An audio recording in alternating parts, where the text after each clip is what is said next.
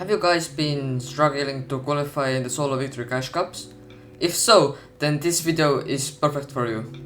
In this video, we are going over what you need to do to qualify for the solo victory cash cups, and I will also give you some tips to do so. So, first things first, let's talk about the placement you need to be to qualify for the solo victory cash cups this season.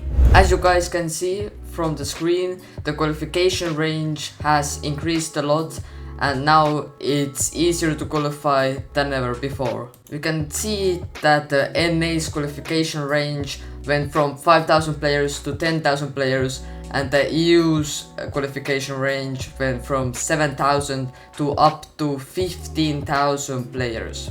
Even though the qualification range has been increased, the point system is still staying the same. Because of that, placement is still the most important thing to get in the solo victory cash cup. Since the amount of people that can qualify for the solo victory cash cup has been increased, the points you need to qualify have been decreased. So here's how many points you need to qualify. People say that the qualification range is going to be anywhere from 110 points to like 120 points maximum.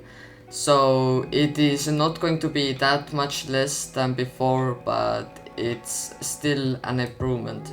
You will only need 2 decent end games and some mid games to qualify, which is really not that hard if you can rotate and play end games well. So the first tip I can tell you guys is to check yourself out drop spots where you can land safely to play the game out. Right now my drop spot is in this corner right here. I have a way of like looting it the fastest. I usually land up here where there are 3 chests maximum. Then I go downstairs, take the chests there, take this chest here, get some mats out here, and then I'm already like kind of looted up. I go and take this chest and this chest and this chest, and then start rotating wherever the zone is. So if you want to find yourself a new drop spot where you are not that contested, definitely use Fortnite.gg. Then you can see where there's a lot of chests and some like Doctor Doom and Avengers chests like you can loot. Maybe like land out of Doom's courtyard like there, get some chests there, some mats there, and then try to rotate the zone. Basically just find something that you like and practice it in ranked and in scrims and stuff like that. So the second tip I'm going to give you guys now is how to avoid fighting in the first and second zones, like how to not see that many people and how to just play until endgame. As you guys can see, I have just looted up a little bit from this place. Don't mind me being in storm, but basically yes, the dead side right now is the Underworld and Rebel's Roost. So the best way for me to rotate right now is to go to dead side, and dead side I need to go from the left side because it will be the best. And it's still pulled over to the Rebel's Roost, and now it's like more over there. So just be there. If you get to there, go like from the left side, because if you go from the middle you will probably die because there's the most amount of people here in the middle. Like don't follow the white line, go like from the sides, either the right side or the left side. Since the left side is like more closer to me, I will go from the left side and just rotate from here and go over to there. It will be a longer rotate, but it doesn't really matter because if you don't want to fight, that's the best way to rotate right now. And then you can get to the end game almost 100% of the time. And you can just stack up the points like that and you should be able to qualify. If you already don't know what guns or movement to use in this season, I am going to go over it quickly. And now, I like to use the Striker Burst rifle with the Gatekeeper shotgun. Now, the Sovereign shotgun is also good, but I think the Gatekeeper is still the better one, especially if you have the attachment to have it on 5 shots. Now, obviously, if you have a jetpack, it's really good for rotation. But if you're just looting up and then going to camp, there is like pretty low chance to get a jetpack like every single time. So then the second variant to rotate is the Flowberry Fizz, and this is also good for the rotation and for healing, and you can use it for both.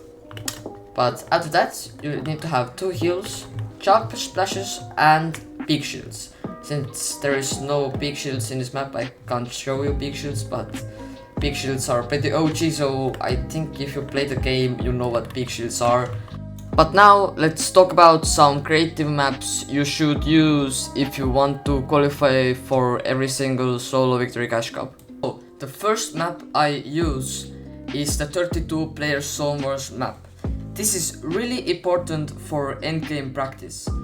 In this map you will go against 31 random players in an endgame situation. There is also a competitive loot pool, so it feels more like a tournament than like a pubs game. This has improved my endgame knowledge a lot, and if you play it, it will help you as well. If you want to improve your mid-game fighting, I suggest that you use Speed Realistic 1v1 map, because you can 1v1 a lot of random people there and like practice against like some other playstyles, like some people are more aggressive than others and stuff like that, so that will definitely improve your mid-game fighting. There isn't really any creative maps to improve your early games, but what I can suggest is to hop into ranked and just drop into your drop spots multiple times.